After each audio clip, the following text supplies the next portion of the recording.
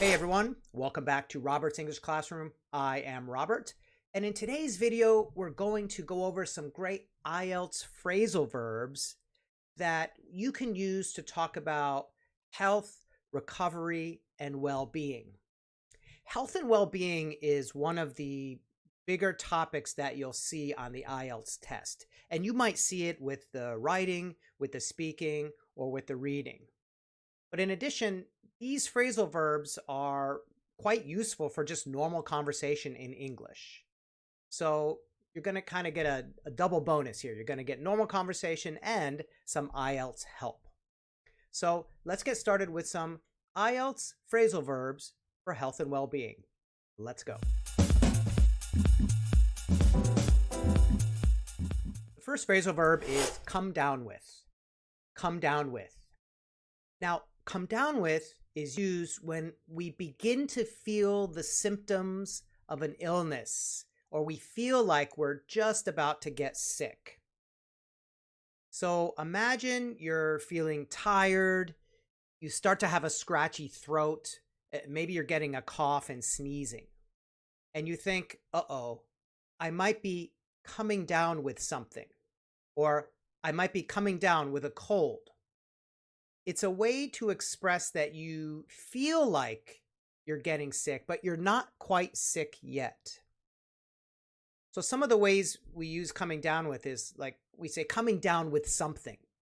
Okay, you're not sure what sick it is, but you're coming down with something. You can say I'm coming down with a cold, or I'm coming down with the flu, or I'm coming down with a fever.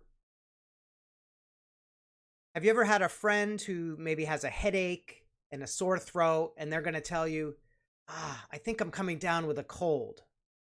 This just means they're starting to feel like they're getting sick, but it's still early. Maybe they won't get sick tomorrow, right?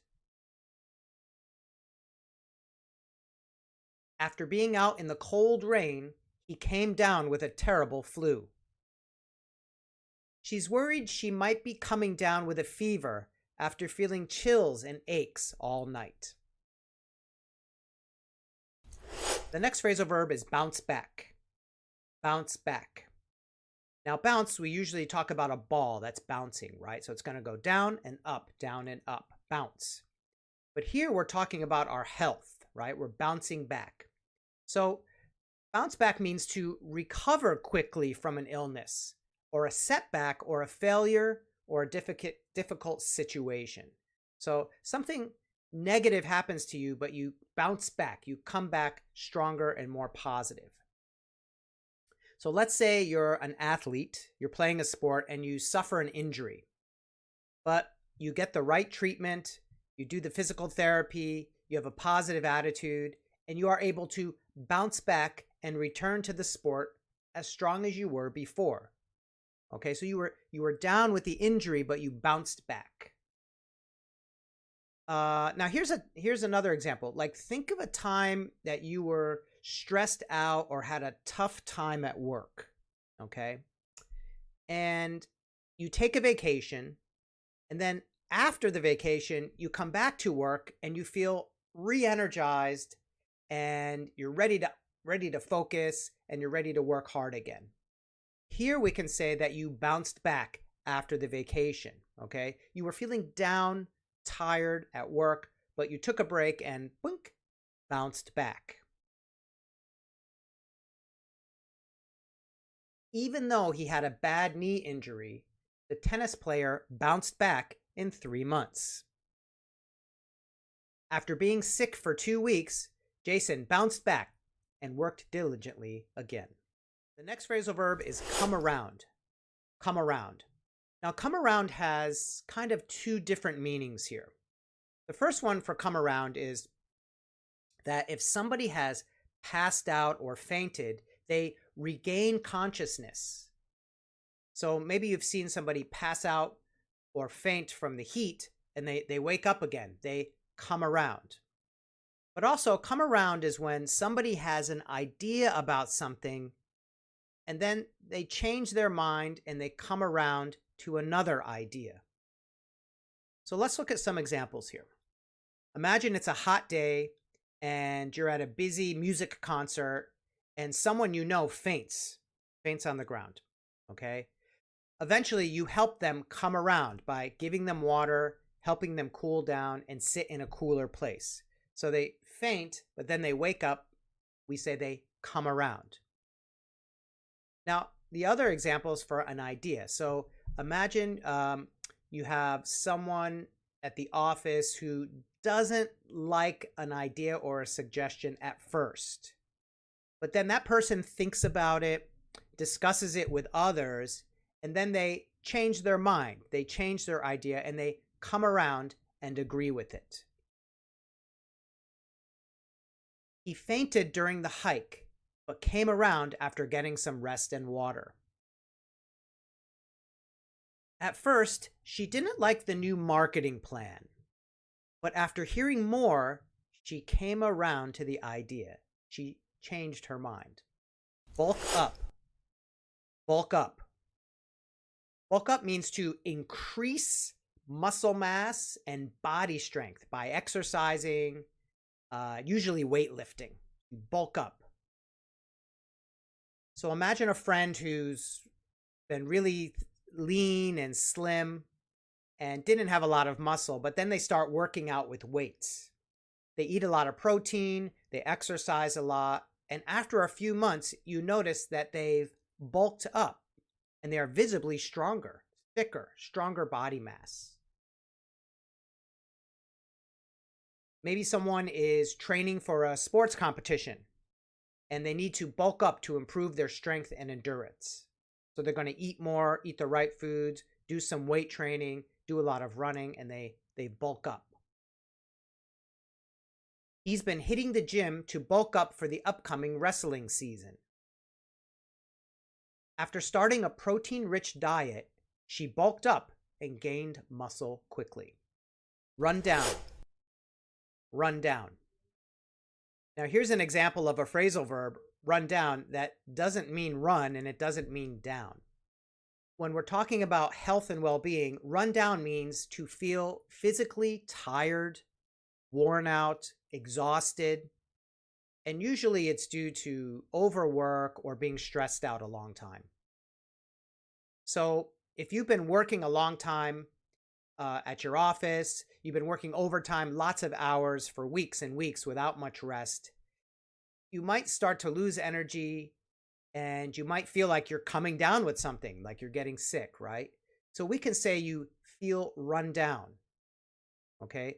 The work and the stress has run you down. You're run down.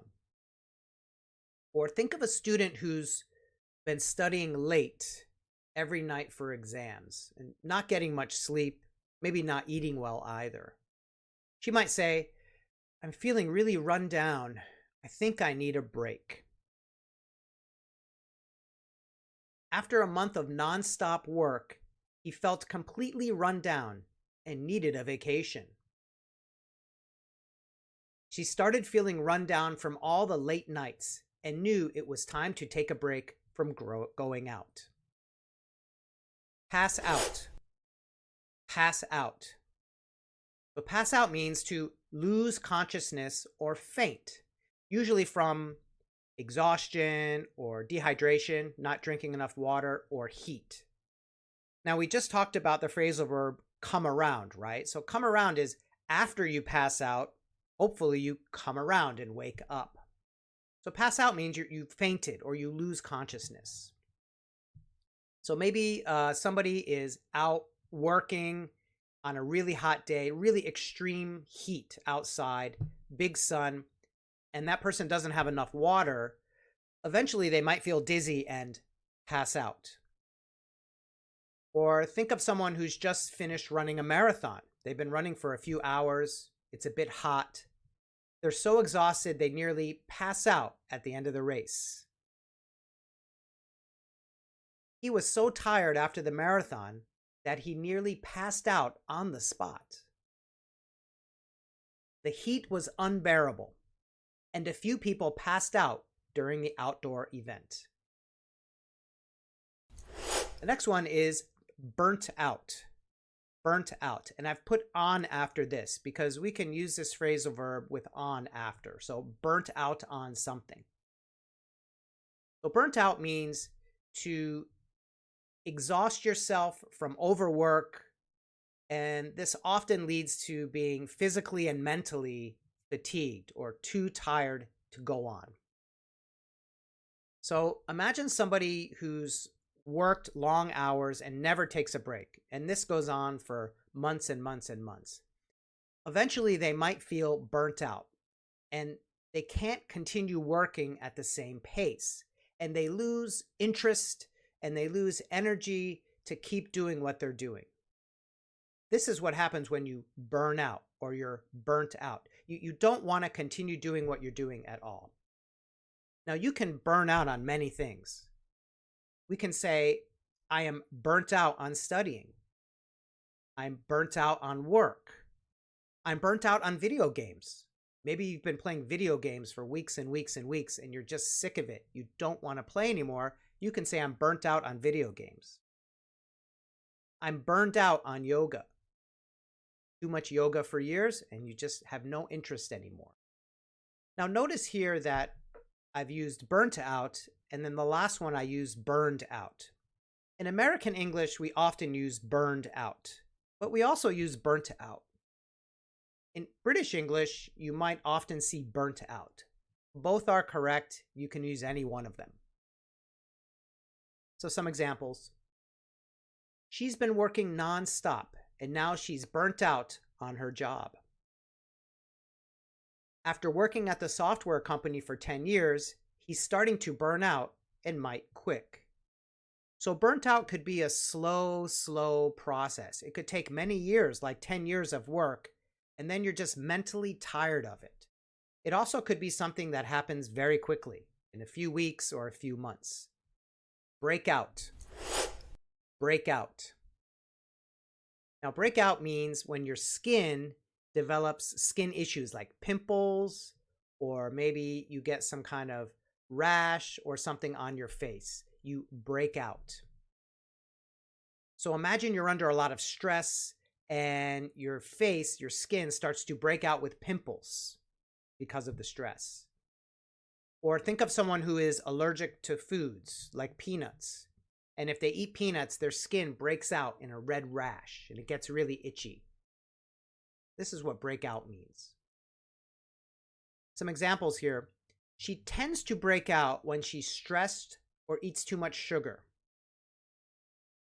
After using a new face lotion, he broke out in a rash and had to stop using it. And there you have it. These phrasal verbs are a great way to talk about health, recovery, and wellness.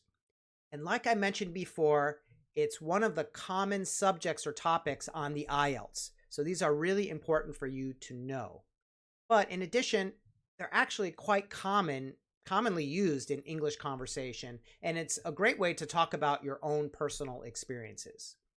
So let's review the list. Come down with, bounce back, come around, bulk up, run down, pass out, burn out, break out. Homework question challenge is, when have you felt run down or burned out? And tell me why. Has it been from work? Has it been from playing a sport too long? Has it been from just your job? Has it been from taking care of your kids or being around your family? Let me know when you felt run down or burned out, and how did you bounce back from that? I hope these phrasal verbs are useful for you, and I'll see you in the next lesson. Bye-bye.